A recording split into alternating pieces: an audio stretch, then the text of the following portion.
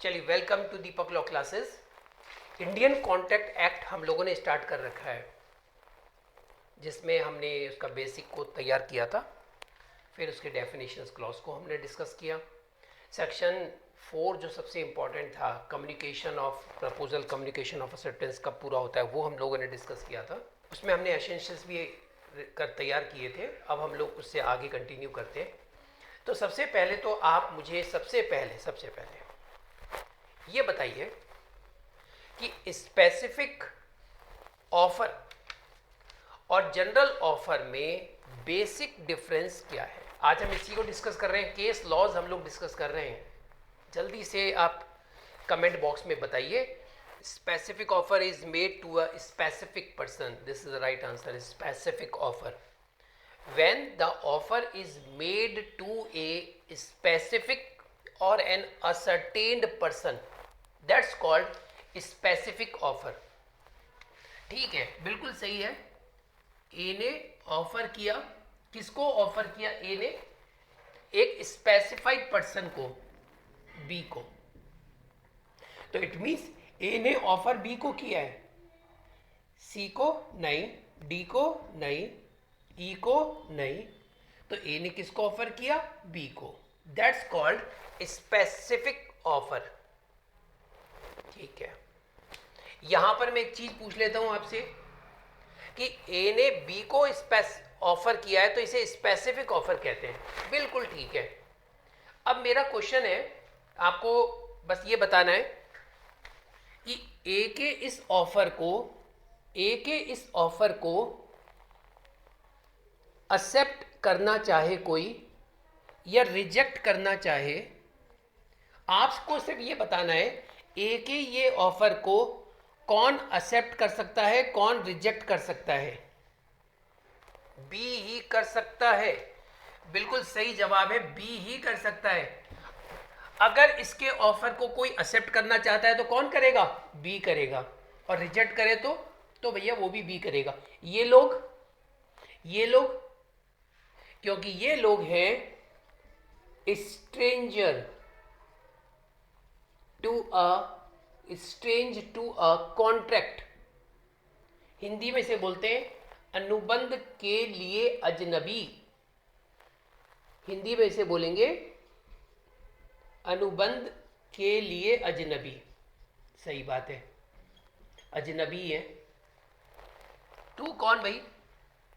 ए ने बी को कहा I want to sell my car for ₹10,000, would you like to purchase it. तो offer किसने किया? ए ने किया। किसको किया? बी को किया। तो इसके ऑफर को, अब यहां पे बात आती है ऑफरर कौन है? ए। ऑफरी और एक्सेप्टर में क्या डिफरेंस है? ऑफरी मीन्स जिसको ऑफर किया गया है, और एक्सेप्टर का क्या मतलब होता है? जिसने ऑफर एक्सेप्ट किया है। This is the right. B answer सबका सही है। Good. when offer is made to the public at large, it is called general offer। एक ज्यूरिस्ट रहे हैं, उनका नाम है सामंड। सामंड ने स्पेसिफिक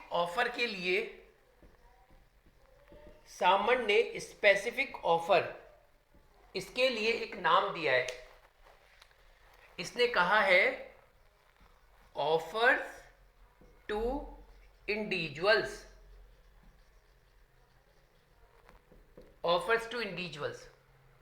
और जनरल ऑफर के लिए कहा है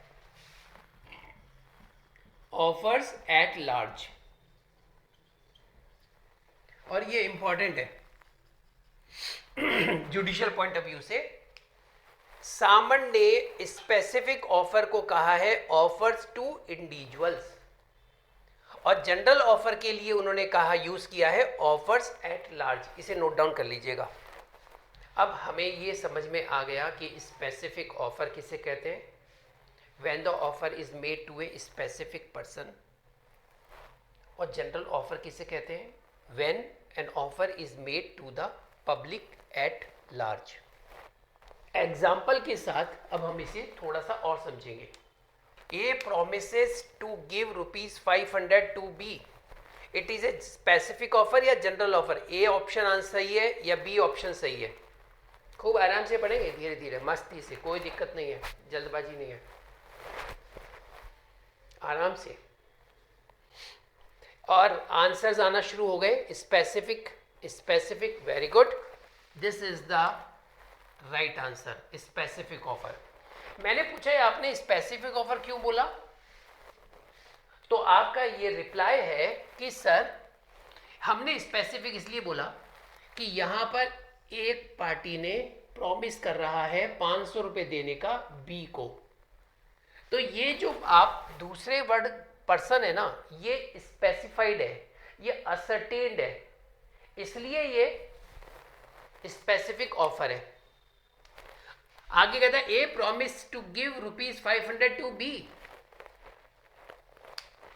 लेकिन ए बी को वचन दे रहा है मैं तुम्हें 500 रुपए दूंगा, लेकिन आप यहां पर ये देखिए कुछ कमी नजर आ रही है। बोले हाँ सर कमी तो नजर आ रही है। क्या कमी नजर आ रही है? किस चीज की कमी नजर आ रही है? किस चीज की कमी नजर आ रही है? ए ने प्रॉमिस किया मैं तुम्हें 500 रुपए देने का वचन देता हूं, बताइए किस चीज की कमी नजर आ रही है? Very good, this right answer, consideration. Consideration की कमी नजर आ रही है सर। कंसीडरेशन का मतलब क्या होता है? समथिंग इन रिटर्न, कुछ के बदले कुछ। तो कमी किसकी नजर आ रही है? कंसीडरेशन की कमी नजर आ रही है। ए ने कहा मैं तुम्हें 500 रुपए दूंगा, तो सर बी को 500 रुपए देने का ए ने तो वचन कर दिया, लेकिन बदले में बी ए को क्या दे रहा है? इसलिए इस एग्जाम्पल को हम कंप्लीट कर लेते हैं। If he brings back his missing dog, if he brings back his missing dog, if he brings, he किसके लिए यूज हो रहा है? ही यूज हो रहा है बी के लिए। ब्रिंग्स ले आता है वापस, बैक हिज मिसिंग डॉग, किसको? इसका कोई कुत्ता खो गया है भैया, उस कुत्ते को जो लेकर के आ जाएगा मैं उसे 500 रुपए, नहीं नहीं नहीं, जो नहीं, जो नहीं, ए ने बी को कहा बी मैं तुम्हें 500 रुपए देने का वचन देता हूं यदि तुम मेरे खोए हुए कुत्ते को वापस ले आओगे तो यहां ए ने 500 रुपए देने का प्रॉमिस किया बी को, और बी से बदले में क्या मांग रहा है? If he brings back his missing dog. तो ए ने बी को कहा कि मैं तुम्हें 500 रुपए देने का वचन देता हूं यदि तुम मेरे खोए हुए कुत्ते को वापस ले आओगे तो। अब हम ये कह सकते हैं यहां इन दोनों के बीच में कॉन्ट्रैक्ट हो चुका है। तो ये कौन सा, अब ये आपने देखा, अब हम आपसे पूछें इसमें कौन सा ऑफर है? नंबर 1 आपको पूछा जा रहा है कौन सा ऑफर है, बताइए। और आपसे पूछा जाएगा क्यों, वाई, क्यों है। आप कहेंगे, आप इसका रिप्लाई देंगे कौन सा ऑफर है ये, तो आप कहेंगे स्पेसिफिक ऑफर। मैंने कहा अच्छा स्पेसिफिक ऑफर है, क्यों है? अब ये स्पेसिफिक ऑफर है तो क्यों है? सर क्यों है क्या? ए बी को ऑफर कर रहा है, एक स्पेसिफाइड पर्सन है जिसको ऑफर किया जा रहा है, जिसको ऑफर किया जा रहा है वो स्पेसिफाइड है, बी को ऑफर किया जा रहा है इसलिए स्पेसिफिक ऑफर है। अब मैं पूछता हूं आपसे कि इस ऑफर को एक्सेप्ट कौन करेगा? Who accept it? ऑब्वियसली कौन करेगा? ऑब्वियसली कौन करेगा? सर ए ने ये ऑफर बी को दिया है, स्पेसिफिक है, इसलिए स्पेसिफिक ऑफर है, स्पेसिफाइड है वो पर्सन, तो ऑब्वियसली इस ऑफर को जो एक्सेप्ट करेगा वो बी ही होगा। Very good.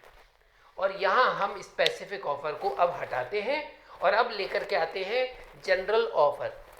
It's a very very very important general offer. Sir हमने जनरल ऑफर के बारे में लास्ट क्लास में पढ़ लिया था। बिल्कुल सही बात है। अगर आप इतना जानते हैं कि हमने जनरल ऑफर के बारे में लास्ट क्लास में पढ़ लिया था, फिर तो आपको ये भी पता होना चाहिए कि जनरल ऑफर से रिलेट करने वाला कौन सा केस लॉ हमने डिस्कस किया था। सर हम तो वो भी जानते हैं, कौन सा केस लॉ डिस्कस किया था? अगर जानते हैं तो जल्दी से लिख दीजिए। जानते हैं तो जल्दी से बताइए, कौन सा केस लॉ डिस्कस किया था हमने? Carlill versus carbolic smoke ball company. Very good, हमने यही केस डिस्कस किया था। लेकिन आपको ये बात नहीं पता होगी कि Carlill versus carbolic smoke ball company कौन से ईयर की है। और कार्लिल वाले मामले से पहले भी एक और केस लॉ था, वो भी बहुत इंपॉर्टेंट है। और उस केस लॉ में जो जजमेंट हुआ था उसको क्रिटिसाइज किया गया था, तब जाकर के कार्लिल वाले मामले में फैसला दूसरा दिया।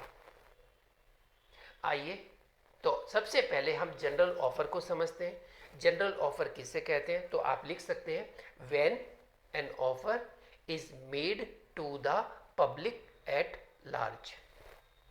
तो ये हो गया जनरल ऑफर। अब जनरल ऑफर को अब हम लोग यहाँ पर इस प्रॉब्लम को, जो ये प्रॉब्लम अभी आप बोर्ड पे देख रहे हो जो कि स्पेसिफिक ऑफर की प्रॉब्लम थी, अब हम इसे जनरल ऑफर के अंदर चेंज कर रहे हैं। तो क्या चेंज कर रहे हैं आइए देखिए। Mister A issue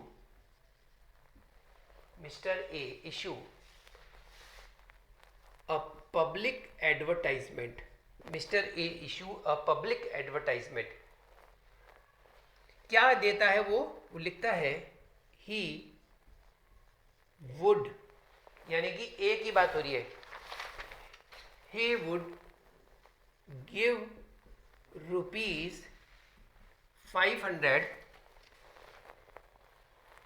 who bring back his missing dog।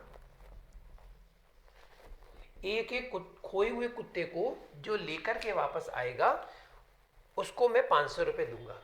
तो अब यहाँ पे ये बात आती है कि ये ऑफर, ये वाली जो बात आप देख रहे हैं, तो यहाँ पे बात आई कि ए ने एक एडवर्टाइजमेंट निकाला और जिसमें उसने कहा कि मेरे खोए हुए कुत्ते को जो वापस ले आएगा मैं उसे 500 रुपये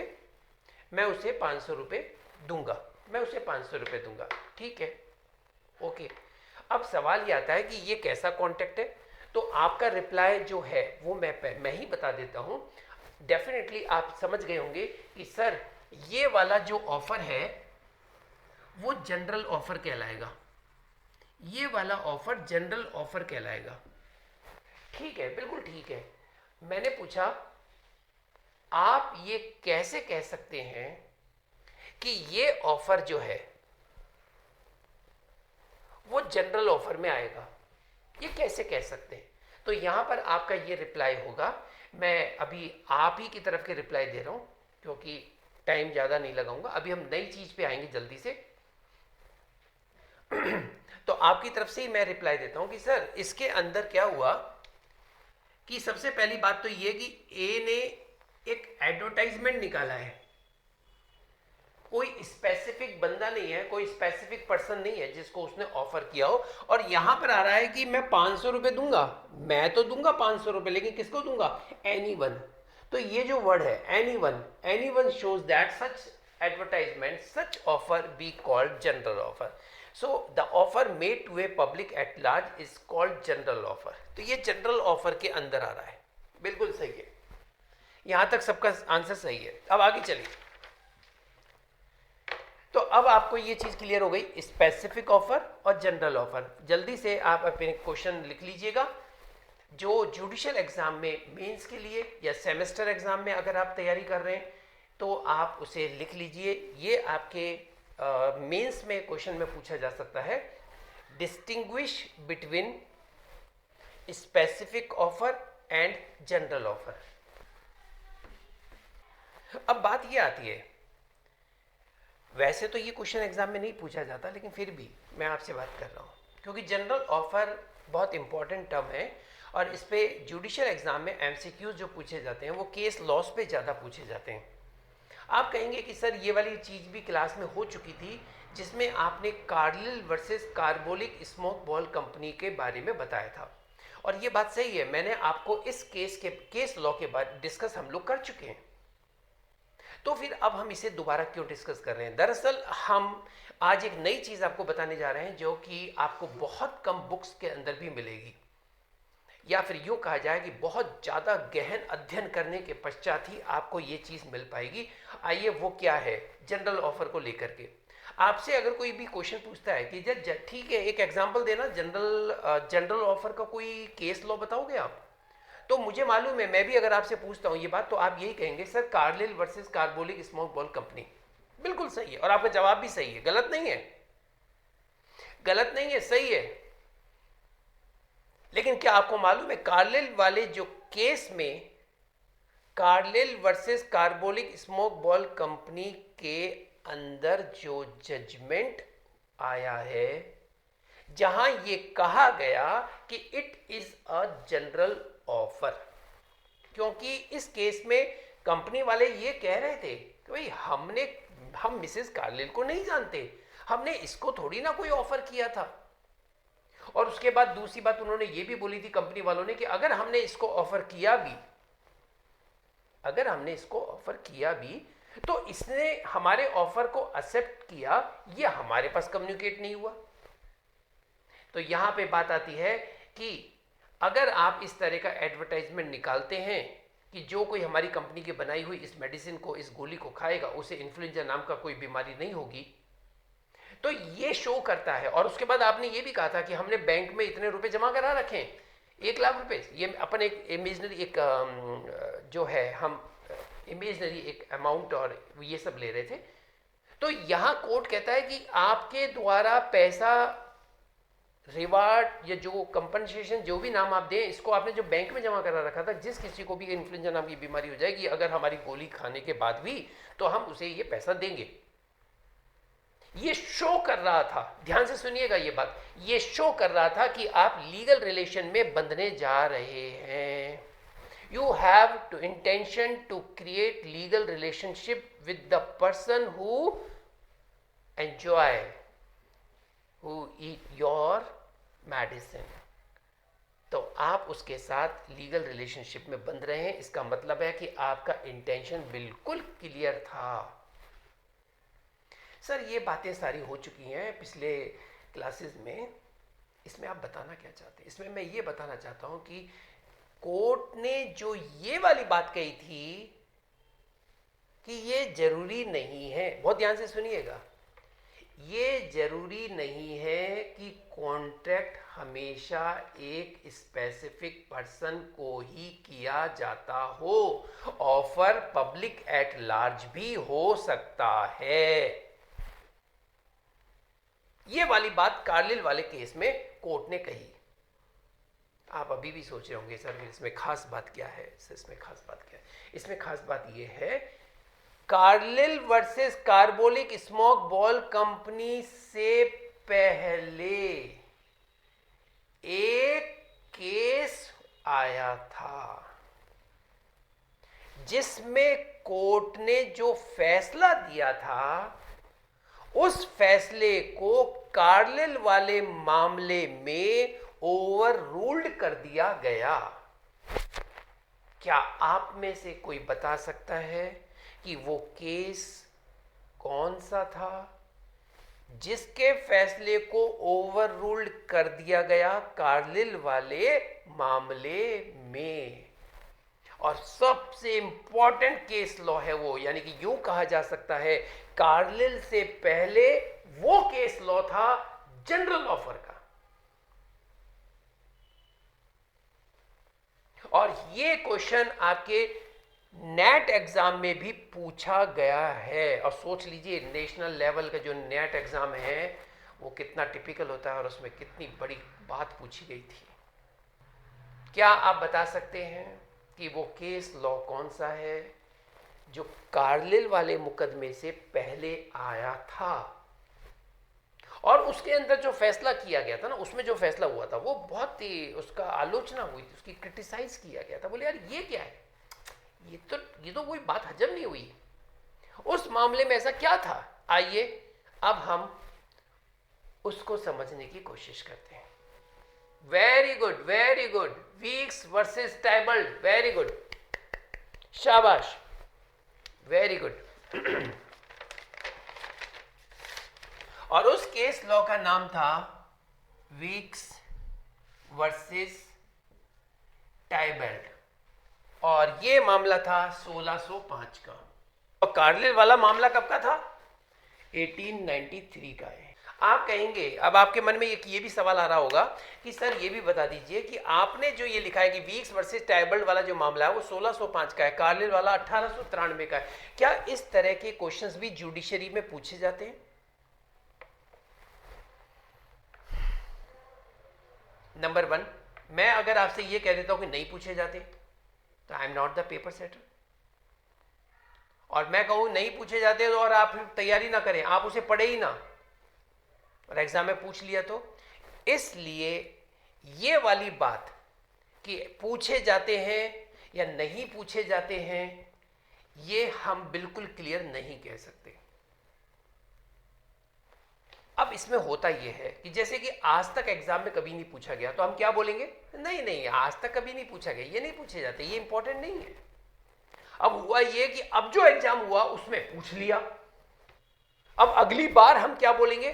देखिए वैसे इसमें पूछा नहीं जाता था लेकिन एक बार पूछा गया, तो आप एक काम करिए, आप इसको याद कर लीजिएगा। लेकिन उस वक्त उन बच्चों का क्या जब आपने ये बात कह दी थी कि इस तरह की ईयर पूछे ही नहीं जाते, उन बच्चों का क्या? इसलिए मैं आपको ये नहीं कहूंगा कि ये नहीं पूछा जाएगा, ये पूछा जाएगा। मैं आपसे ये कहूंगा कि ये भी इंपॉर्टेंट होते हैं, आप याद करा करो। सर ऐसे तो न जाने कितने सारे केस लॉज हैं, क्या सबके याद करेंगे? हाँ, यहां पर मैं आपको बोल सकता हूं कि आप सबके याद ना करो तो कोई बात नहीं, लेकिन जो लीडिंग मामले होते हैं, जो लीडिंग केस होता है, जो हिस्टोरिकल केस होता है, उनके ईयर आपको याद करने होंगे। जैसे मोहरी बीबी वर्सेस धर्मोदास घोष, ये वाला मामला कौन से ईयर का था ये आपको याद होना चाहिए। इसको नोट डाउन कर लेना, चेक करना कौन से मामला कब का था ये। चलिए बात कर रहे थे हम लोग वीक्स वर्सेस टाइबल्ड, जो 1605 वाला मामला था, आखिर इसमें हुआ क्या था? अब वो कहानी सुनिए। इस वाले मामले के फैक्ट्स ये थे, इसमें मिस्टर ए ने ये कहा था कि जो कोई मेरी बेटी से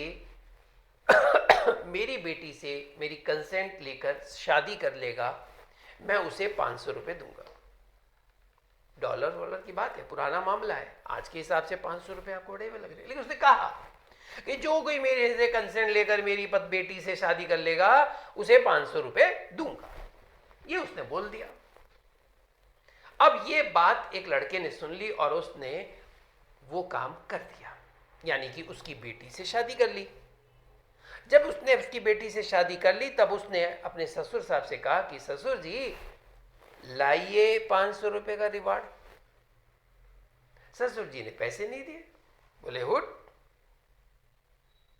वो कोर्ट में चला गया।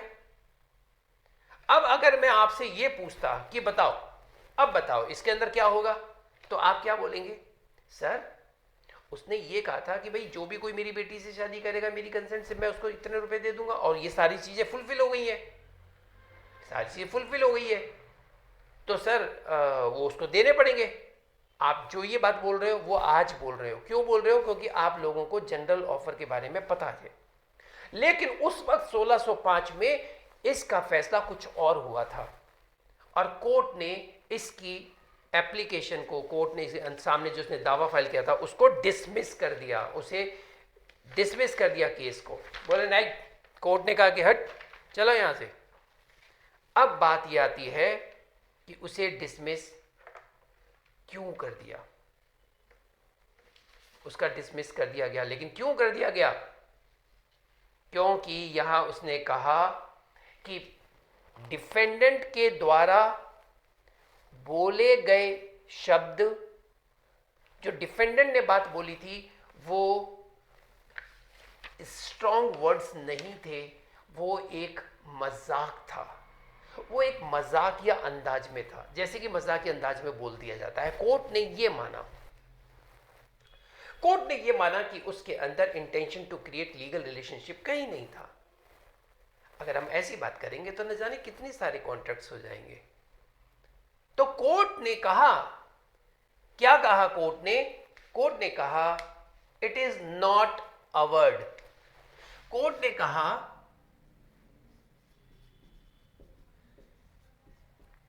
It is not a word, it is not a word, not declared to whom the words was spoken. The words was spoken.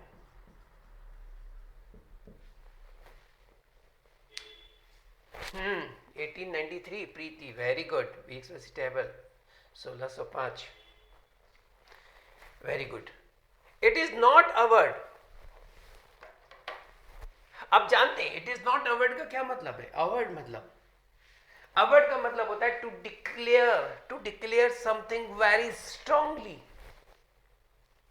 कोई बात को बहुत वजन दे करके बात को कहना, उसकी बात में दम होना। कोर्ट ने कहा नहीं, नहीं, it is not a word, वो इतनी स्ट्रांगली नहीं थी। और सबसे बड़ी बात है नॉट डिक्लेयर्ड, उसने ये भी डिक्लेयर नहीं किया था कि मैं जो बोल रहा हूं to whom the words was spoken, कि मैं ये शब्द किसके लिए कह रहा हूं। आई बात समझ में? And the defendant is not liable to pay anything to you. The suit is dismissed. ठीक है सब, कर दिया डिसमिस। ये कैजुअल रिमार्क थे भाई, आकस्मिक ऐसी बातें कह दी जाती हैं। इससे आपने ये अंदाजा लगा लिया कि ये आपके साथ कांटेक्ट कर रहा है। अरे कांटेक्ट ऑफर जानते हो क्या होता है? किसी एक स्पेसिफिक पर्सन को इंडिकेट तो करे वो। इसने कहां किसी एक स्पेसिफिक पर्सन को इंडिकेट किया है? अगर इसने ये बोला होता कि मिस्टर बी, अगर तुम मेरी बेटी से शादी कर लोगे तो मैं तुम्हें इतने रुपए दूंगा, तब तो हम इस बात को समझते। ये बातें हैं वीक्स वर्सेस टाइबल्ड के मामले के अंदर। तब यहां पे बात आता है कि आखिर हुआ क्या फिर? तो डिफेंडेंट द्वारा जो रिवार्ड देने का ऑफर था, उसने कहा इस मामले के अंदर वो कैसा है? वो कैसा है? वो है आपका वेग, यानी कि अस्पष्ट। ऐसा बताया गया कि आपने जो रिवार्ड की बात बोली है यहां पर, जो डिफेंडेंट ने, वो अस्पष्ट है और वो एक सामान्य सा जनरल है भैया, सामान्य है, सामान्य सी बात है। इस ऑफर में ये क्लियर नहीं था कि ये ऑफर किस पर्सन को किया गया है। ये वाली बात थी सबसे बात। कोई भी स्पेसिफिक डेफिनेट पर्सन इंडिकेट नहीं था। अब यहां आप एक स्टेटमेंट लिखो, इसी में अभी है ना, ये वीक्स वर्सेस टाइबल्ड का ही मामला है भी, है ना। क्या लिखना है आपको? आपको लिखना है स्टेटमेंट्स मेड इन जेस्ट। इसका मतलब है मजाक में कही गई कोई भी बात, मजाक में केवल पफिंग, पफिंग, पफिंग का मतलब क्या होता है? मात्र दिखावा, दिखावा, कि ऐसे कथन जो केवल मजाक में कहे गए हैं या मात्र दिखावा है, ऐसे कथन लीगली एनफोर्सेबल नहीं होते। तो आप इसको लिखने के बाद आप समझ जाइए एग्जाम में कैसे पूछा जाएगा। जुडिशियल एग्जाम में आपको एक स्टेटमेंट दे देंगे, ये स्टेटमेंट लिखा हुआ होगा और आपसे कहा जाएगा the above statement tract from the following case, या mention under the following case, या the above statement relates with the following case. 4 option होंगे ए बी सी डी, और उसमें ऑप्शन होगा आपका वीक्स वर्सेस टाइबल्ड वाला। तो आपको टिक लगाना होगा जिसमें वीक्स वर्सेस टाइबल्ड लिखा होगा, और ये इंपॉर्टेंट बात है, इसे नोट डाउन कर लेना।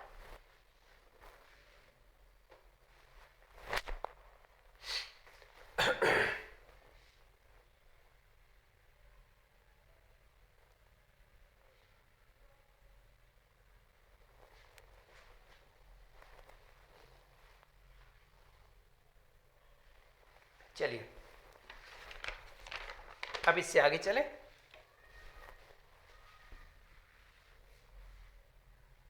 लिख लिया होगा आपने, ये हटा देता हूं उसको मैं।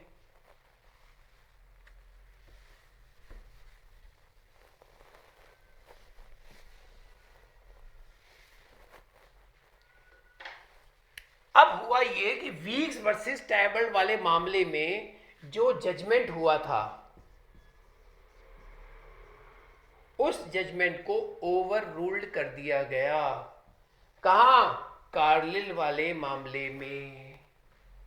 और ये कह दिया offer can be made to a public at large called general offer. तो ये भी क्वेश्चन बन सकता है कि वीक्स वर्सेस टाइबल्ड वाले मामले के जजमेंट को ओवर रूल्ड कर दिया गया निम्न बताए गए मामलों में, निम्न बताए गए मामले में। तो आपको यह भी पता होना चाहिए वीक्स वर्सेस टाइबल्ड वाले मामले में जो जजमेंट सुनाया गया था उसे ओवर रूल्ड किया गया किस केस में? तो उसका आंसर होगा Carlill versus carbolic smoke ball company में। तो आज आपको यह बात पता चल गई कि जनरल ऑफर से रिलेट करने वाले जो मामले हैं Carlill versus carbolic smoke ball company के साथ साथ वीक्स वर्सेस टाइबल्ड भी है। यह बात आपकी सही है कि वीक्स वर्सेस टाइबल्ड के अंदर जनरल ऑफर नहीं माना गया था, लेकिन है तो ये जनरल ऑफर के अंदर ही समझने का, ये है मेरे कहने का। इसको भी याद रखना, ये भी मैंने आपको प्रीवियस क्लासेस में समझा चुका हूं। Which one of the following case relates with general offer? General offer से संबंध रखने वाला कौन सा मामला है? अब वहां पर वीक्स वर्सेस टाइबल्ड है, कार्लिल वर्सेस कार्बोलिक वाला नहीं है। तो आप सोचेंगे और उसमें एक ऑप्शन होगा नन ऑफ दिस, तो आपको लगेगा कि जनरल ऑफर का तो कार्लिल वर्सेस कार्बोलिक है, क्योंकि जो लीडिंग केस है, क्योंकि जो हिस्टोरिकल केस है आपको वही याद रहता है। आप कहेंगे none of this, Weeks versus Tybald भी है। फिर इसमें आप कहेंगे कि सर इसके अंदर जनरल ऑफर थोड़ा ना माना गया था। अरे भाई संबंध तो था ना उससे। तो यही तो चीज, अगर ये एग्जाम में आता है माना गया या नहीं माना गया तब बात अलग है, तब हम बोलेंगे वीक्स वर्सेस टाइबल्ड नहीं है क्योंकि उसके अंदर तो जनरल ऑफर नहीं माना गया था, तो कार्लिल वाले में माना गया था। चलिए अब कई बार एमसीक्यूज में ऐसे भी क्वेश्चन पूछ लिए जाते हैं कि ये जो केस लॉ थे वो तो इंग्लिश लॉ थे, इंग्लिश। अब बात आती है कि इसी तरह का मामला जनरल ऑफर में इंडियन केस लॉ कौन सा है? इंडियन केस लॉ, इसको लिखे रहने दें। आइए अब यहां हमने एक केस लॉ हो गया और ये दूसरा हो गया कार्लिल वाला, और ये है 1893 का। अब एक तीसरा केस लॉ आता है जो इंडियन केस लॉ कहा जाएगा, हर भजन लाल हर चरण लाल। अब इस केस के अंदर क्या हुआ था उसे सुनिएगा।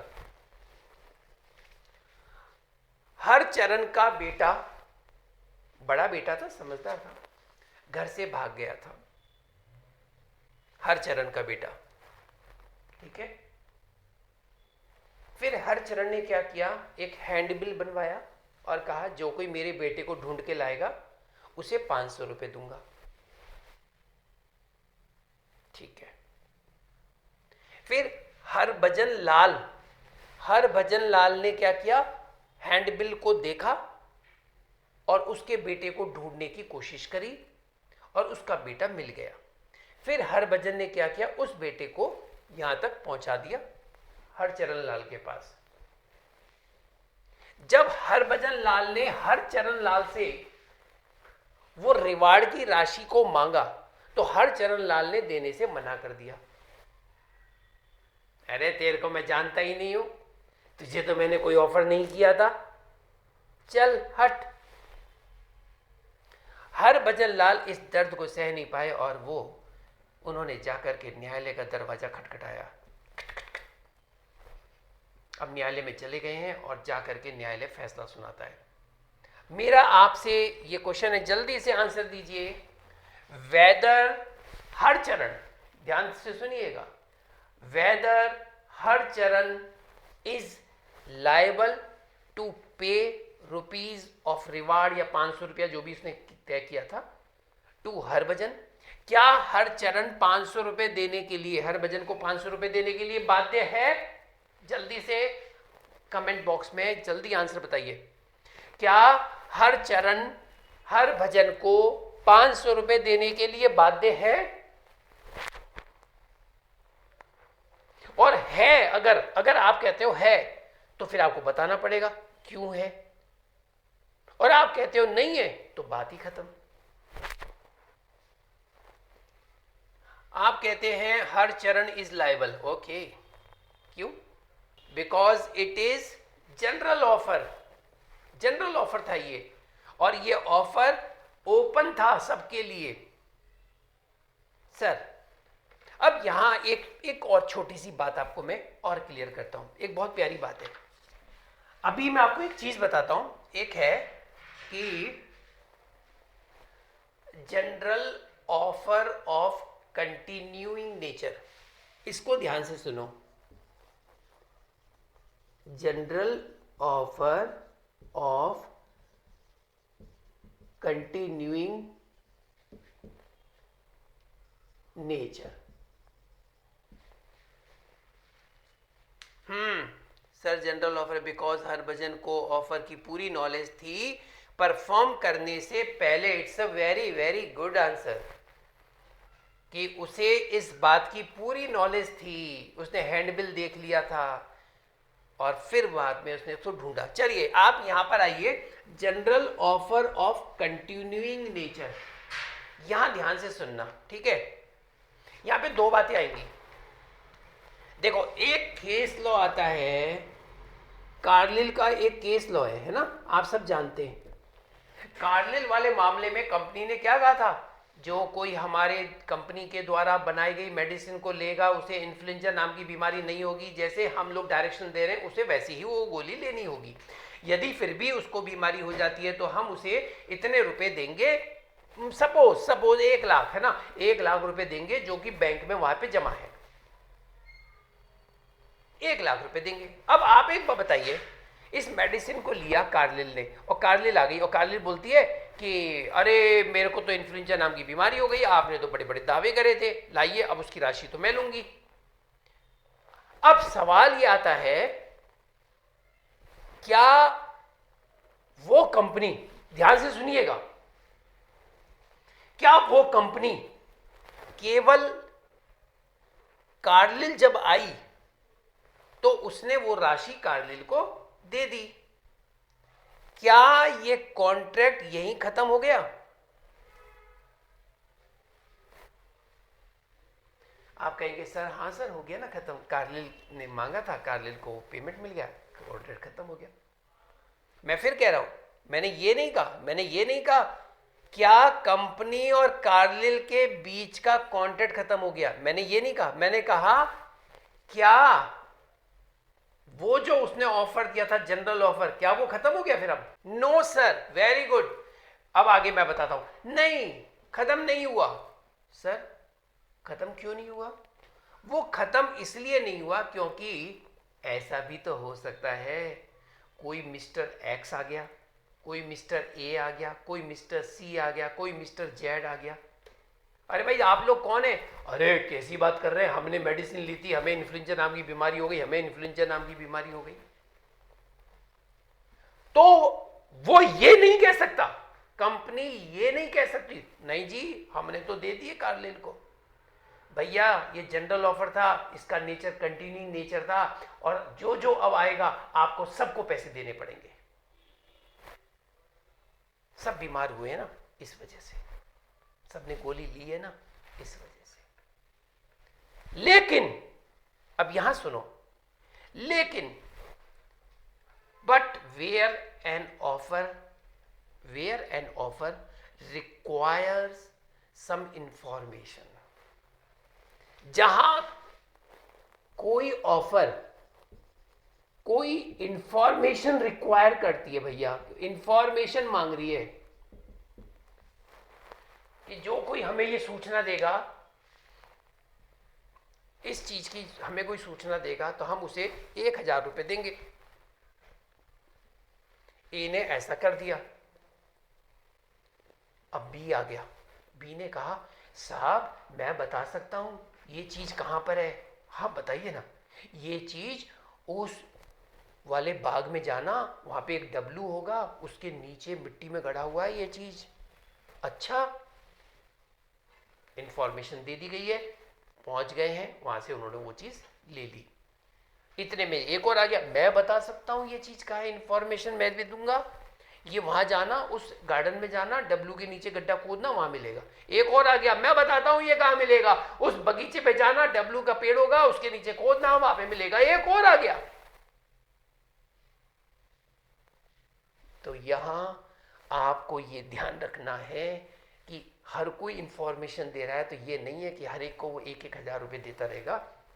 इस जगह ये माना जाता है कि it is closed, it is closed.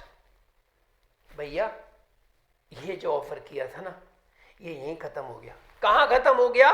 As soon as the first information comes in, जैसे ही पहली बार ये सूचना आई उसी वक्त ये खत्म हो गया। ये बात आपको ध्यान रखनी है, भूल मत जाना। सर ये जो अभी आपने बात बताई कि जब कभी कोई इंफॉर्मेशन मांगी जाती है किसी चीज की, तो उस इंफॉर्मेशन को 10 लोग जानते हैं, 10 आके बताएंगे, तो क्या 10 को पैसा देगा? मैंने कहा कैसी बात कर रहे हो, अभी भी तो बताया है। बोले हाँ सर ध्यान आ गया कि सबको नहीं मिलेगा, केवल उसी को मिलेगा जो सबसे पहले आकर के ये इंफॉर्मेशन देता है, उसके बाद ये कॉन्ट्रैक्ट, ये ऑफर खत्म। सर मैं तो ये पूछ रहा हूं कि इस वाली बात से रिलेट करने वाला कोई केस लॉ है क्या? बिल्कुल केस लॉ है, इंपॉर्टेंट केस लॉ है, आइए उसको भी देख लीजिए। और उस केस लॉ का नाम है LANCASTER versus Lancashire versus Walsh, WALSH, और ये है 1838 का, 1838। यहां आपको इस केस लॉ में आपको यह समझना है, जब जनरल ऑफर ऐसा हो कि कोई इंफॉर्मेशन मांगी गई हो, तब इस सिचुएशन में कई लोग इंफॉर्मेशन दे देंगे। हाँ बात सही है, जो जो जानते हैं वो दे देंगे। तो क्या रिवार्ड सबको दिया जाएगा? तब इसका आंसर है बिल्कुल नहीं। Only to the first person who supplied the information first. केवल उस व्यक्ति को दिया जाएगा जो सबसे पहले इंफॉर्मेशन देगा, उसके बाद इट इज क्लोज्ड। और ये वाली बात हुई थी लैंडकैशर वर्सेस वॉल्स वाले मामले में। तो अभी तक हमने जनरल ऑफर को लेकर के 1 2 3 4 एक केस लॉ और है लास्ट, और इसके बाद मैं आपको कह सकता हूं कि आप जनरल ऑफर में यही केस लॉज आते हैं, एग्जाम में पूछे जाते हैं, ज्यादातर अब तक पूछे गए हैं। तो आप और भी केस लॉस पढ़ें तो आप पढ़िए, लेकिन इन केस लॉस को बिल्कुल भी मिस मत करना, ये मैं कह रहा हूं। आइए एक लास्ट केस लॉ और देखते हैं जनरल ऑफर के अंदर, और उसका नाम है R versus Clarke. R versus Clarke. Sir ये केस लॉ जो अभी आप बताने जा रहे हैं, आर वर्सेस क्लार्क, सर हमें ठीक है आप बता दीजिए, लेकिन हम एक चीज पूछना चाहते हैं आपसे। क्या पूछना चाहते हैं आप? कि सर ये आर का क्या मतलब है? आर वर्सेस क्लार्क, आर का क्या मतलब है? जल्दी से जो जानता है वो जल्दी से बता दे कि आर का क्या मतलब है।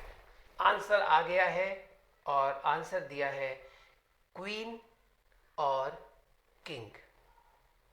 इसे क्वीन भी के लिए भी रिप्रेजेंट हो रहा है आर, और किंग के लिए भी रिप्रेजेंट हो रहा है आर। होता क्या है ये, आइए देखिए। जिस तरह से इंडिया में कोई क्रिमिनल मामला होता है तो उसका टाइटल क्या होता है? सरकार बनाम अभियुक्त। तब क्या लिखते हैं? State versus accused. अब एक्यूज कोई भी हो सकता है, मिस्टर एक्स। इस सरकार बनाम एक्स ये होता है। अब बात आती है इंग्लिश के केसेस के बारे में। वहां स्टेट को रिप्रेजेंट कौन करता है? क्राउन। क्राउन बोले तो राजा, इस तरह से होता था। तो the crown is used to represent the state. अब वो जो राजा होता था वो रानी भी हो सकती है, इसीलिए तो अभी बताया है क्वीन और किंग। तो क्राउन को रिप्रेजेंट, स्टेट को रिप्रेजेंट क्राउन करता था, और क्राउन में राजा भी हो सकता है, रानी भी हो सकती है। और वहां राजा को कहा जाता है आर ई एक्स। ये तो हो गया आपका किंग, रेक्स। और क्वीन के लिए वर्ड यूज होता था R E ji I N A. ये क्वीन के लिए होता था, और ये किंग के लिए रेजिना, रेक्स। तो उस समय जो मोनार्क चलता था सिस्टम, तो जब मेल होता था तो रेक्स, फीमेल है तो रेजिना। वर्ड आर कॉमन होता था, इसलिए इसे शॉर्ट में कहते थे आर वर्सेस क्लार्क। तो ये रेक्स भी हो सकता है, रेजिना भी हो सकती है। ये है आर का मतलब। सर ये जो अभी आपने इंफॉर्मेशन दी, क्या ये एग्जाम में पूछी जाती है? एग्जाम में नहीं पूछी जाती है, अभी तक तो नहीं पूछी गई, लेकिन ये इंटरव्यू में आपसे पूछ सकते हैं कि अच्छा ठीक है, एक बात बताइए आर का क्या मतलब है? इस तरह से जल्दी से ये बताइए, कल्पेबल होमिसाइड और मर्डर के अंदर जो डिफरेंस है वो कौन सा केस लॉ था जिसमें इन दोनों में डिफरेंस बताया गया था? चलिए जब आपको याद आए तो लिख देना, मैं नहीं बताऊंगा वो, लेकिन हाँ कुछ इस वर्ड से संबंध था, ठीक है, इसलिए मैंने पूछा था। चलिए आगे चलते हैं। तो इस मामले में आर वर्सेस क्लार्क का जो मामला था ये था 1927 का। बात आती है कि इस मामले में क्या हुआ था, बहुत ध्यान से सुनिएगा। अब मैं आपको पहले फैक्ट्स बता देता हूं, ठीक है, फिर मैं आपको इसके अंदर जो प्रिंसिपल लेआउट हुआ वो बता दूंगा। रैक्स वर्सेस, अरे मुझे लगा आपने आंसर दिया। अरे क्या याद नहीं आ रहा आपको केस लॉ? आला रे आला गोविंदा आला, याद करो, आएगा, याद आएगा। चलिए, सरकार ने हत्यारों के सजा दिलवाने में सहायक सूचना देने वाले को 1000 पाउंड रिवार्ड देने का ऑफर किया, जिसमें सूचना देने वाले को क्षमादान भी शामिल था। कहानी यूं शुरू होती है। मिस्टर क्लार्क, उसने सोचा कि यार मैं बता देता हूँ, कुछ इन्फॉर्मेशन दे देता हूँ, मेरी सज़ा कम हो जाएगी। बहुत ध्यान से सुनना मेरे शब्दों को। पहले तो मैंने आपको ऑफ़र बताया, ठीक है? फिर कुछ महीनों बाद इसमें ट्विस्ट आता है। एक मिस्टर क्लार्क है, वो भी इस ऑफेंस के अंदर सम्मिलित हो रहा है। उसने सोचा कि मैं अगर बता देता हूँ, ऐसी इंफॉर्मेशंस दे देता हूँ जिससे इसका मर्डर करने वालों को सज़ा हो जाएगी, तो मैं हेल्प कर रहा हूँ तो मेरी सज़ा कम हो जाएगी। ये सोचते हुए उसने इंफॉर्मेशन दी, जिसके कारण से जो मर्डरर्स थे उनको सज़ा हो गई। बाद में इसे पता चला कि इस तरह की जो इंफॉर्मेशन दी है उस पर तो 1000 रुपये का पाउंड भी रिवार्ड में था। अब जब उससे ये बात पूछताछ हुई, अपन इसकी डेप्थ में नहीं जा रहे हैं, ठीक है? अपन को कोई केस लॉ के अंदर डेप्थ में रिसर्च नहीं करनी है। तो यहां पर ये निकल के आया कि उसने कहा, क्लार्क ने कहा कि ये कहना सही है, जब मैंने आपको इंफॉर्मेशन दी थी उस समय मेरे दिमाग में वो रिवार्ड वाली बात बिल्कुल भी नहीं थी। तो यहां ये प्रिंसिपल लेआउट हुआ इस मामले में कि किसी ऑफर को एक्सेप्ट करने के लिए ये आवश्यक है कि एक्सेप्टर को ऑफर के बारे में पता हो। एक्सेप्टर को ऑफर के बारे में पता हो। यदि उसे, अच्छा, जो ऑफर में काम कहा गया था वही काम कर रहे हो आप वही काम कर रहे हो, लेकिन आपको इस बात की जानकारी नहीं है कि जो मैं काम कर रहा हूं वो ऑफर इसी बात का है। आपको इसकी जानकारी नहीं है। तब यहां पे प्रिंसिपल क्या हुआ? ऑफर को एक्सेप्ट किया है आपने, ये बात साबित करने के लिए ये जरूरी है कि आप ये साबित करें कि भैया एक्सेप्टर को उस ऑफर के बारे में पता था और उसने उसे स्वीकार करने के इरादे से ही कार्य किया है। ये कि भाई मैं ये काम इसलिए कर रहा हूं क्योंकि आपने जो ऑफर निकाला है उसे मैंने एक्सेप्ट कर रहा हूं और कोई इंटेंशन नहीं है मेरा। पर इस केस में उसके पास केवल यही था कि मुझे सजा कम हो जाएगी। उसे कुछ नहीं पता, बाद में पता चलता है।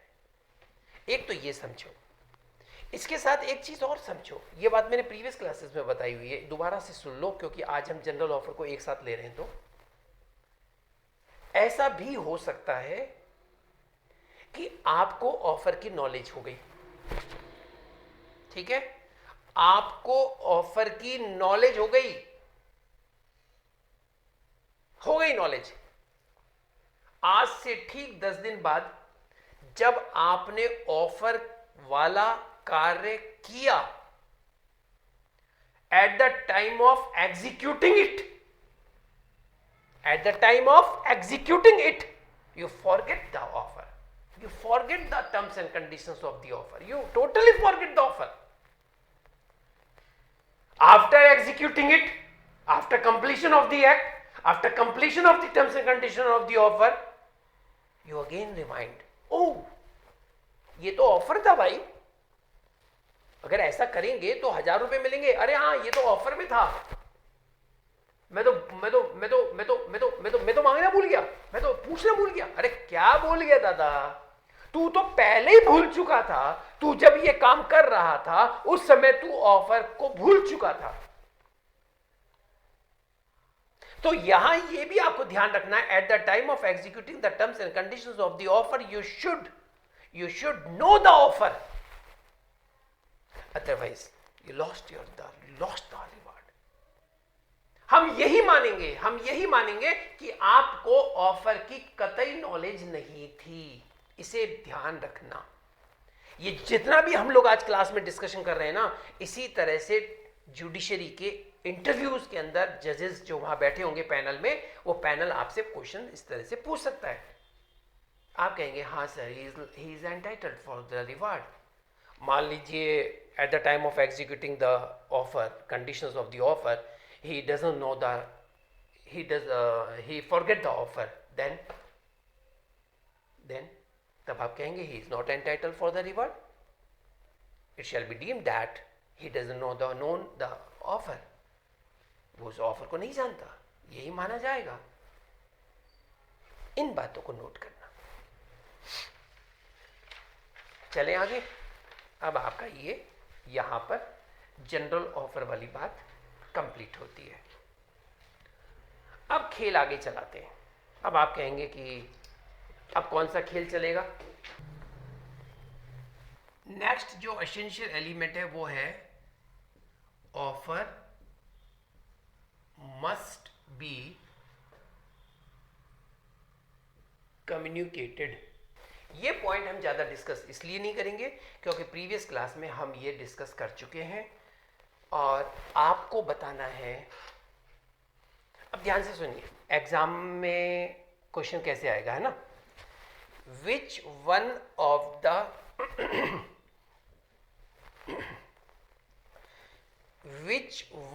Of the following case relates with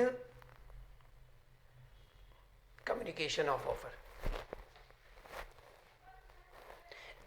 R versus Govinda. ओहो, गोविंदा आला रे आला, याद आ गया। तो विच one of the following case relates with the communication of offer. 4 option होंगे, आपको बताना है इन केस लॉ में से कौन सा केस है जो ऑफर मस्ट बी कम्युनिकेटेड की बात करता है। जल्दी आंसर दो। सर आप यहां केस लॉ तो लिखिए। नहीं नहीं नहीं नहीं, आप जब प्रैक्टिस करें ना तो ऐसे हाथ रख लेना। 4 ऑप्शन देखते ही आपको इजी हो जाएगा, आपको याद आ जाएगा। आपको पहले कोशिश करना कि इसका कौन सा केस लो होगा। Lalman Shukla versus Gauri Dutt. Very good Disha, very good. Lalman Shukla versus Gauri Dutt, वो इस से रिलेटेड है। Lalman Shukla versus Gauri Dutt, very good. ये वही है, इसमें ये डिफेंडेंट जो है वो मालिक है, ये सर्वेंट है। आपको सारी चीज़ें याद होगी। प्रीवियस क्लास का वीडियो जरूर देखना, उसमें हमने बहुत टेढ़े मेढ़ी बातें करके इसको समझा है। समोसा खा रहा था अखबार के अंदर, वो ऐड देख लिया है ना, उसी तरह से। चलिए अब इसे हटा दो यहाँ से। अब चलते हैं offer and invitation to offer. Offer and invitation to offer. Invitation to offer होता क्या है ये? इन्विटेशन टू ऑफर, इन्विटेशन आप क्या कर रहे हैं? आप इनवाइट कर रहे हैं। नाम से देखिए आप, है ना आप इनवाइट कर रहे हैं। अब ए क्या कर रहा है? ए इनवाइट कर रहा है बी को। इनवाइट, ए बी को इनवाइट कर रहा है। किस बात के लिए इनवाइट कर रहा है? Invite to make an offer. A B को इनवाइट कर रहा है कि तू आ और मुझे ऑफर कर। तू आ और मुझे ऑफर कर, invitation to offer. Where a party, where a party, अब ये अ पार्टी किसके लिए यूज हो रहा है? ए।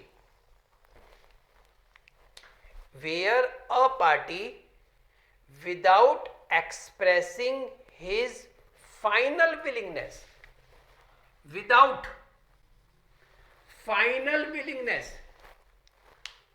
अब याद करिए आप, प्रपोजल की डेफिनेशन क्या लिखी हुई थी? प्रपोजल की डेफिनेशन क्या लिखी हुई थी? लेकिन क्या लिखी हुई थी उससे पहले आप मुझे जल्दी से मैसेज करके बताइए, प्रपोजल की डेफिनेशन इंडियन कॉन्ट्रैक्ट एक्ट में कहां दे रखी है? जल्दी टाइप कर दीजिए करो। 2A में, वेरी गुड, 2A। देखिए जो आपने टाइप किया है ना, नई अध्ययन, आपने भी 2A ऐसे टाइप किया। देखो जो अभी आप देख सकते हैं, चंचल ने जो टाइप किया है 2 विद इन ब्रैकेट A, ये चीज। हाय मैं सुबोध हूँ, ओहो आइए आइए, वेरी नाइस, वेलकम आपका सुबोध जी। तो जल्दी से बता दो फिर प्रपोजल की डेफिनेशन कहाँ है, जल्दी।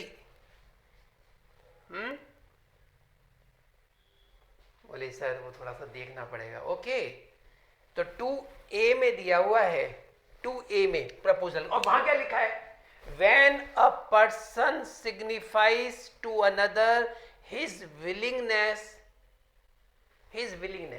when a person signifies to another his willingness, और यहां क्या लिखा है? When a party without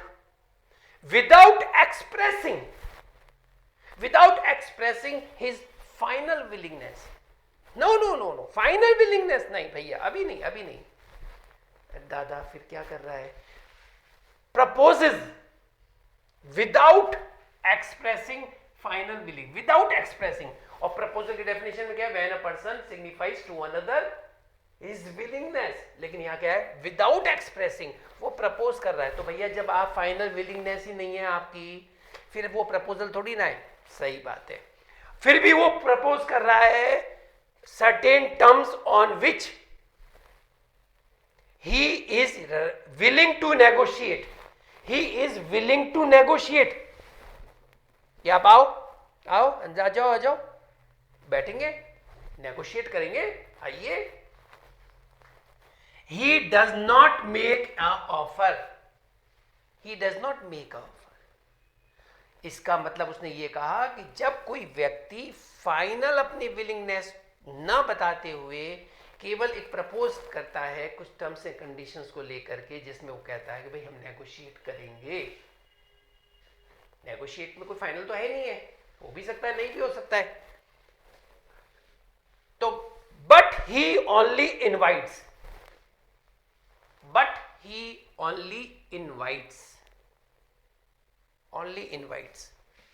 the other. अब ये आ गया यहां पर, the other party to make an offer. आप लैंग्वेज को ध्यान रखिएगा, टू मेक एन ऑफर करने के लिए आप किसी दूसरे व्यक्ति को प्रपोज कर रहे हैं, आओ, तो इसे कहते हैं invitation to offer, on those terms called invitation to offer. Sir हमें समझ में तो आ रहा है, लेकिन अगर कोई छोटा सा एग्जाम्पल हो जाता। हाँ बिल्कुल, छोटा सा क्यों, खूब बड़ा एग्जाम्पल लो। जैसे कि कोई सेलर अपने डिस्प्ले बोर्ड पर कोई चीजें लगा देता है, आप नीलामी करना जा रहे हैं, ऑक्शन करने जा रहे हैं, तो उसमें आप लोग इनवाइट करते हैं, टेंडर्स जो निकाले जाते हैं, वो एक तरह से इनविटेशन टू ऑफर है। अगर गवर्नमेंट ने टेंडर मांगे, किसी ने टेंडर मांगे तो और आपने भर के दे दिया, इसका मतलब ये थोड़ी ना है कि उसने ऑफर किया था, उसने तो इनविटेशन टू ऑफर किया था, आओ। और हम जो उसको टेंडर कर रहे हैं, हम जो उसको टेंडर दे रहे हैं, हम जो वहां आकर के बोली लगा रहे हैं, 3 लाख 1, 3 लाख 2, 4 लाख 1, 4 लाख 2, तो ये जो आप बोली लगा रहे हो, ये जो आप बिड लगा रहे हो ना, ये कहलाता है ऑफर। अब तुम्हारे इस ऑफर को मैं एक्सेप्ट करूं या नहीं करूं ये मेरी मर्जी है. You are offeror, you are proposer, I am the offeree to whom the proposal is made, and now it is my discretion that I accept your offer or not. कमाल है जी. हाँ जी, बिल्कुल है जी कमाल. आप होटल में जाते हैं, होटल में जाके आपने मेनू मंगाया और आपने कहा कि ये लच्छा पराठा ले आइए. सॉरी सर ये नहीं है. अच्छा, दाल मखनी ले आइए. सॉरी सर ये नहीं है. अच्छा, एक काम करिए आप गुलाब जामुन ले आइए. सॉरी सर ये नहीं है. अबे सॉरी सर ये नहीं है, ये नहीं है, ये नहीं है, तो खोल काय को रखा है फिर. ये होटल बोलते हैं इसको. सर पानी है. अबे तो होटल की जगह प्याऊ नाम रख दो इसका. बकवास कर रखी है. मैं जाऊंगा मैं तो I will see you in the court. तुमने कॉन्ट्रैक्ट को ब्रीच कर दिया. तुमने हमको यहाँ पे बुलाया, कहा कि ये चीजें आपके यहाँ मिलती हैं, हम आकर के मांग रहे हैं तो आप देने से मना कर रहे हो. ये नहीं है, वो नहीं है. तब यहाँ मामला कोर्ट में गया तो कोर्ट में कहा कि ऑफर नहीं था ये भाई साहब, इनविटेशन टू ऑफर था. आपको इनवाइट किया जा रहा था, आइए ऑफर दीजिए. सेल्फ सर्विस सिस्टम है. अब आप उसके अंदर घुसे, आपने वो चीज़ पिक करा कि हाँ भाई यार ये चीज़ सही है, ये अपन ले लेते हैं. अपन वहाँ गए, भाई साहब ये चीज़ दे दीजिए. Sorry sir this is not for sale. अबे क्या बात कर रहे हो, बड़ी मुश्किल से तो ये चीज़ मिली है और आप कह रहे हो कि बेचने के लिए नहीं है, तो वहाँ लगाई क्यों है. सर ये एक ही कॉपी है, एक ही चीज़ है, डिस्प्ले पे लगा रखी है, हम अभी हमारे पास नहीं है, या ये माल बिक चुका है. अरे ये कोई तरीका हुआ, ये कोई तरीका हुआ. तो दुकान शॉपकीपर को भी गुस्सा आ गया. शॉपकीपर बोला भाई साहब एक बात बोलूँ क्या आपको. कि हाँ बोलो. भाई साहब आपने ये बताओ, आपने कितनी चीज़ों को उठा उठा के देख लिया. हाँ देख लिया कि 10-15 चीज़ें देखी है मैंने उठा उठा के. तो फिर हम भी आपके पीछे पड़ जाएं कि आपने उठाते ही आपने तो ये एक्सेप्ट कर लिया हमारे ऑफर को. तब उसके समझ में आई. उल्टा बोलो ना, कुछ लोगों को उल्टा बोलो ना, उल्टा जवाब दो ना, तब उसे समझ में आती है. तो यहाँ पर invitation to offer, final willingness नहीं है, ये आपको समझाना था. और आपने एग्जाम्पल्स भी देख लिए. होटल का मेनू कार्ड है. अच्छा ओके. कई बार ऐसा होता है कि हम किसी चीज़ की कीमत के बारे में पूछते हैं और हमने पूछा भाई साहब क्या ये कार बिकाऊ है. हाँ जी लिखा हुआ है जी फॉर सेल. अच्छा. भाई साहब इसकी कीमत क्या होगी. अजी 10,000 रुपये. लाइए भाई साहब दे दीजिए. नहीं देता. तुमने कीमत ही तो पूछी थी. मैं ये खरीदना चाहता हूं, वो तो मेरी मर्जी है ना, तुम्हें बेचूं या ना बेचूं. तो यहां आपके द्वारा पूछी गई उसकी कम से कम कीमत या कोई कीमत, वो आपका मत समझिए कि वो उसने कीमत बता दी तो उसने ऑफर को, आपका ऑफर है और उसने एक्सेप्ट कर लिया और कॉन्ट्रैक्ट हो गया. नहीं है, ये इनविटेशन टू ऑफर है. आइए इसी पर एक लीडिंग केस है और बहुत इंपॉर्टेंट है और वो है हार्वे वर्सेस फैसी. इसको नोट डाउन कर लेना. इनविटेशन टू ऑफर क्या होता है.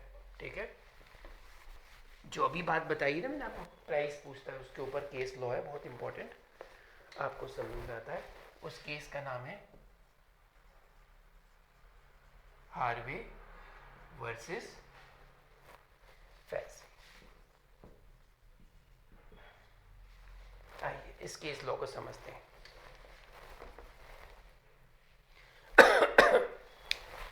हार्वे और फैसी के बीच में 3 टेलीग्राम इंटरचेंज होते हैं.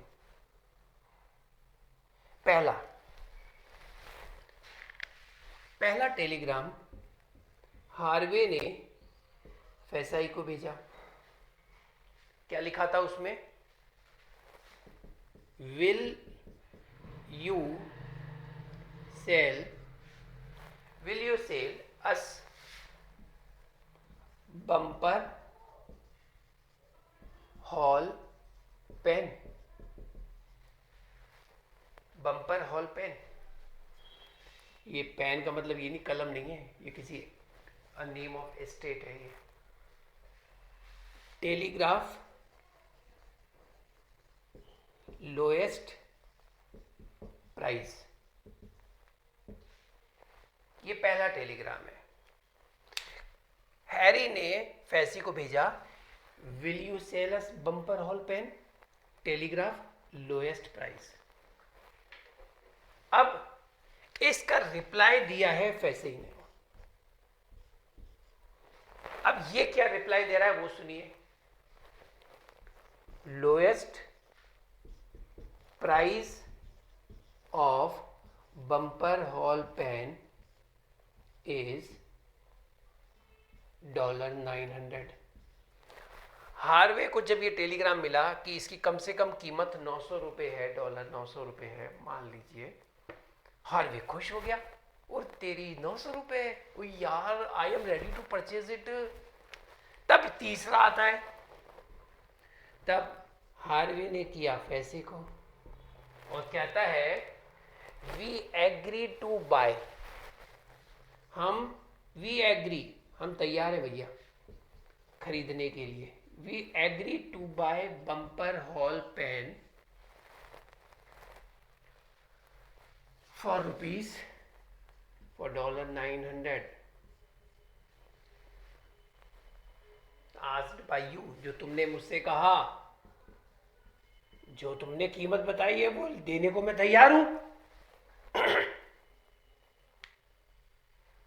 फिर इसके आगे क्या हुआ कि ये जो फैसी है ना, ये इसने कोई रिप्लाई नहीं दिया, नो एनी रिप्लाई।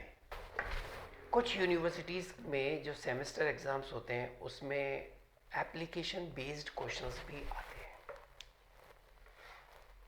तो आप में से जिन बच्चों के अंदर जो यूनिवर्सिटीज़ हैं उनमें एप्लीकेशन बेस्ड क्वेश्चंस होते हैं, तो उसमें इस तरह की प्रॉब्लम्स को लेकर के आपके सामने रखे जाते हैं। हालांकि वो हैरी और फैसी नाम नहीं होगा, कोई नाम कुछ और होगा, बम्पर हॉल पेन ना होकर के कुछ और चीज़ हो सकती है। जब आपको ये लगे कि ये जो एग्ज़ाम में ये जो प्रॉब्लम है, ये जो प्रॉब्लम पूछी जा रही है वो तो उस वाले केस की हूबहू है, तो आपको ये भी लिखना पड़ता है कि the above problem is extract from the leading case Harvey versus Facey. इसके भी मार्क्स होते हैं। चलिए अब सवाल ये आता है, अब क्या हुआ, इसने कोई रिप्लाई नहीं दिया, तो गुस्सा किसको आना था? हार्वे को गुस्सा आना था। Harvey go to the court. Harvey कहाँ चला गया? कोर्ट में चला गया। किसके अगेंस्ट चला गया? फैसी के अगेंस्ट चला गया। तो केस का टाइटल क्या होगा? Harvey versus फैसी। Harvey versus फैसी। अब यहां सवाल ये आया, ये मामला जब कोर्ट में गया तो हार्वे ने कहा, कोर्ट से कहा कि सर हम दोनों के बीच में कांटेक्ट हुआ था और ये इसने कहा था कि मैं 900 रुपये, ये जो इसकी प्राइस है वो 900 रुपये, और मैंने कहा कि ठीक है मैं 900 रुपये में खरीदने को तैयार हो गया। कोर्ट ने क्या डिसीजन दिया होगा? आपके सामने तीनों चीजें बता दी। हार्वे ने फैसी को टेलीफोन किया, will you sell us Bumper Hall Pen, telegraph lowest price. Facey ने कहा लोएस्ट प्राइस इज 900। फिर इसने कहा we agree to buy Bumper Hall Pen for 900 asked by you. आपको ये बताना है, क्या बताना है, क्या इन दोनों के बीच में कांटेक्ट हो गया? क्या इन दोनों के बीच में कांटेक्ट हो गया क्या? ओके, आपका जवाब आ गया। आप कहते हैं कि सर कांटेक्ट नहीं हुआ, कांटेक्ट नहीं हुआ। और तो फिर ये क्या था?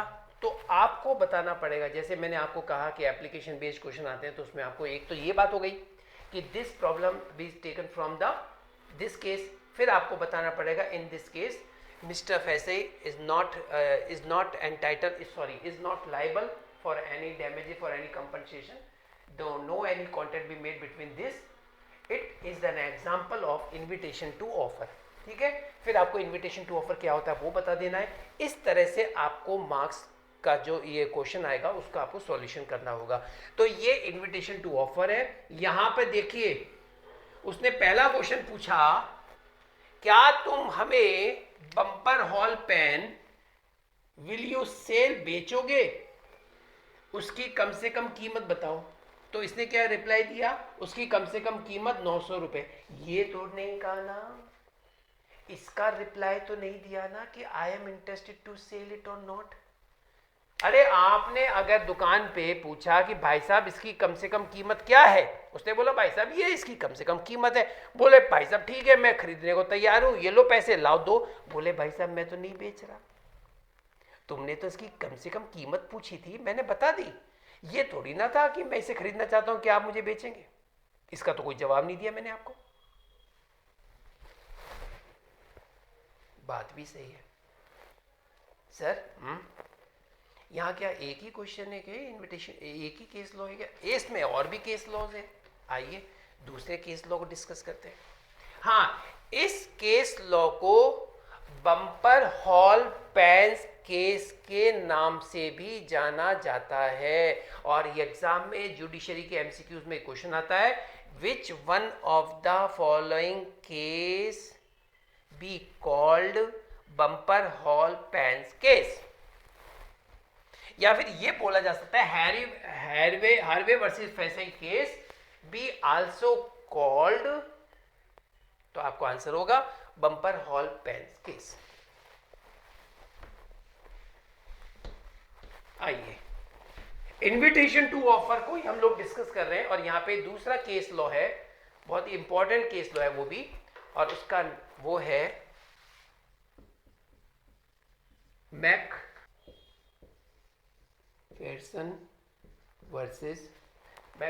वर्सेस अपन्ना।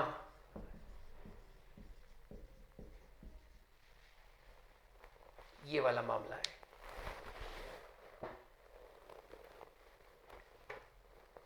प्लेंटिफ ने, ये बिल्डिंग है, तो प्लेंटिफ ने इस बिल्डिंग का ये मालिक है, ये एजेंट है, तो प्लेंटिफ ने इस एजेंट को ये कहा कि मैं ये बिल्डिंग 6,000 रुपए में खरीदने को तैयार हूं, ठीक है, I am ready to purchase such building for ₹6,000। Agent ने ये बात बी को बताई, बी ने कहा he would not accept less than 10,000, बोले 10,000 रुपए से एक भी कम में कीमत, 10,000 रुपए से कम नहीं लूंगा। बाद में प्लेंटिफ इस बात से एग्री हो गया, लेकिन तब तक वो किसी और को बेच चुका था इससे भी ऊंची कीमत में। अब उसने केस कर दिया, उसने बोला साहब कॉन्ट्रैक्ट तो मेरे से हो गया था, बोले कॉन्ट्रैक्ट नहीं हुआ था, उसने उसकी कम से कम कीमत बताई थी, अब उसको ज़्यादा कीमत वाला मिल गया, उसने वहाँ से उसका कॉन्ट्रैक्ट हो गया, मीन टाइम उसने उसको सेल आउट ही कर दिया। आपने ये वहाँ पर आप इस चीज़ को कॉन्ट्रैक्ट में नहीं ले सकते, तो उसने कहा, कोर्ट ने कहा, AIR 1951 का मामला है ये, सुप्रीम कोर्ट ने कहा, क्या कहा, a mere statement of the lowest price, केवल मात्र कम से कम कीमत बताना does not amount to an offer to sell. उसने कम से कम कीमत बताई थी, इसको आप ऑफर टू सेल न समझें। That quoted price to the party making an enquiry, उसने ये इसलिए इसको कॉन्ट्रैक्ट नहीं माना, तभी ये वाली बात आ रही है। ये चीज़ें आपके एग्जाम में भी अगर पूछी जाएंगी किसी MCQs को लेकर के प्रॉब्लम बना करके, तो उसमें यही चीज़ें आएंगी।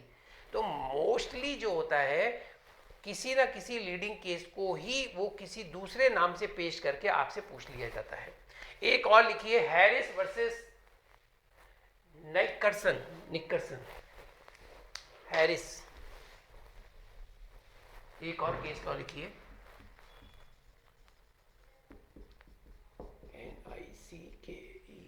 NICKERSON। हुआ ये कि डिफेंडेंट ने एक न्यूज़पेपर में एडवर्टाइजमेंट निकाला कि फला तारीख को फला जगह क्या होगी, ऑक्शन होगी फलाने फर्नीचर की। अब तुम तैयार होकर के आ गए उस तारीख पे, और यार ये सामान खरीदेंगे, ये करेंगे अपन, तो ये ले लेंगे, ऑक्शन में ऊंची बोली लगाएंगे।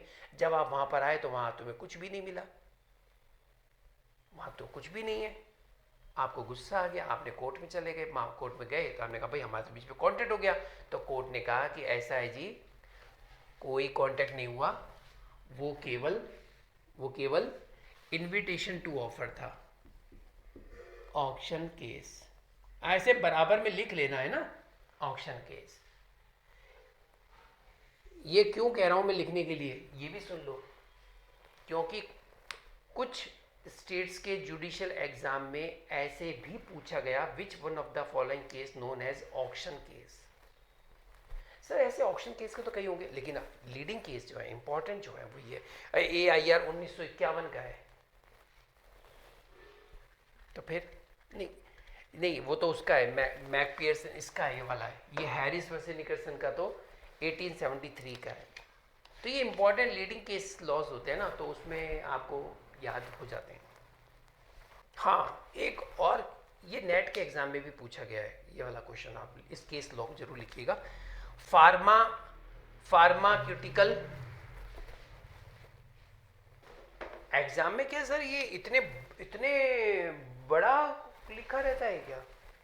कई बार होता भी है, कई बार नहीं होता, कई बार केवल इतना सा ही लिखा रहता है। फार्माक्यूटिकल सोसाइटी केस ऐसे करके, फार्माक्यूटिकल, इसी से ये पता चल जाता है। हुआ क्या इसमें, जो डिफेंडेंट था ना, उसकी एक रिटेल शॉप थी ड्रग्स की, यानी यही मेडिकल शॉप। उसने एग्जिबिट कर रखी थी प्राइस लिस्ट कि ये इसकी इतनी है, इसकी इतनी है, इसकी इतनी है। फिर प्लेंटिफ ने क्या किया, उसमें से कुछ ड्रग को उसने पिक किया, शेल्फ में से उसने निकाल लिया कि हाँ ये सही है, ये चीज़ हम ले लेते हैं, और कैशियर के पास आ गया और आकर के बोलता है ये हमें दे दो। डिफेंडेंट ने कहा sorry, refuse to sell the drug to the plaintiff. उसने प्लेंटिफ को वो ड्रग देने से मना कर दिया। मामला कोर्ट में पहुंचा, तो प्लेंटिफ ने कहा कि जब ये एग्जिबिट किया गया था, शेल्फ में रखी हुई चीज है, वहां बता रखी है इसकी कीमत इतनी है, तो ये इन्होंने ऑफर किया है और मैंने उसको लेकर के कैशियर के पास गया कि जी मुझे खरीदनी है, आप ये मुझे दे दीजिए। इन्होंने देने से मना कर दिया, तो मैंने तो एक्सेप्ट कर लिया इनके ऑफर को, और इन्होंने अब देने से मना कर रहे हैं, तो कॉन्ट्रैक्ट ब्रीच हो गया। कोर्ट ने कहा कॉन्ट्रैक्ट नहीं है। तो प्लेंटिफ बोला क्यों? बोले जो एग्जिबिट रखा हुआ था वो इनविटेशन टू ऑफर था, वो आपको इनवाइट करने के लिए था, आओ और ऑफर करो। अजी हम आ गए और हम जहाँ ऑफर कर रहे हैं, तो फिर उस ऑफर को माने या ना माने ये उनकी मर्जी है। इसलिए जो प्राइस एग्जिबिट की गई है विंडोज में, शेल्फ में लिखी हुई है, वो इनविटेशन टू ऑफर है, और यहां जाकर के आपका इनविटेशन टू ऑफर कंप्लीट होता है।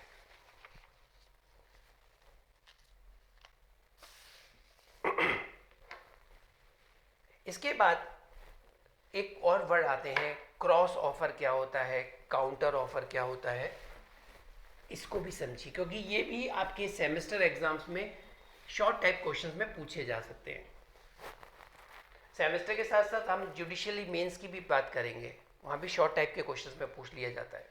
शॉर्ट नोट्स के बारे में पूछा जा सकता है।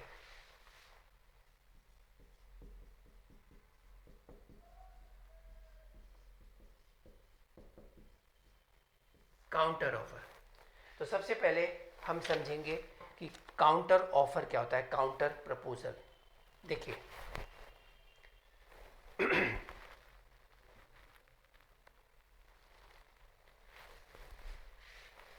मिस्टर ए है,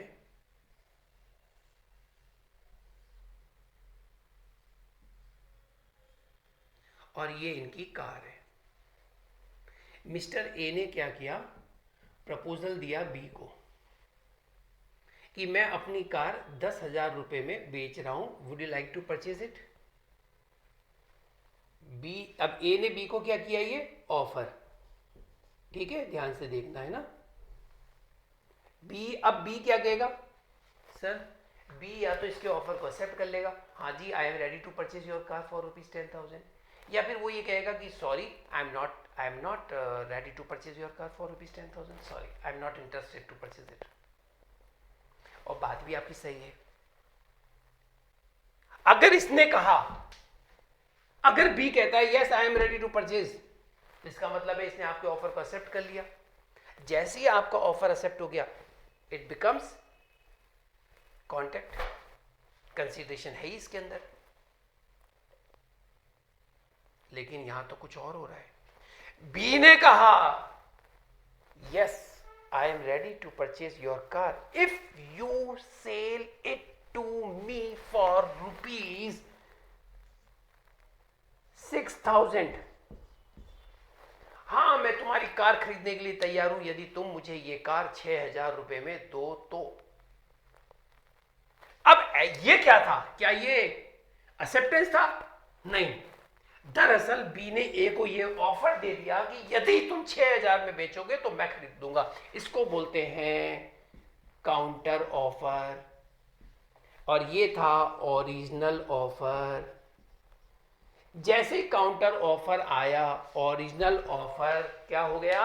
ओरिजिनल ऑफर खत्म हो गया।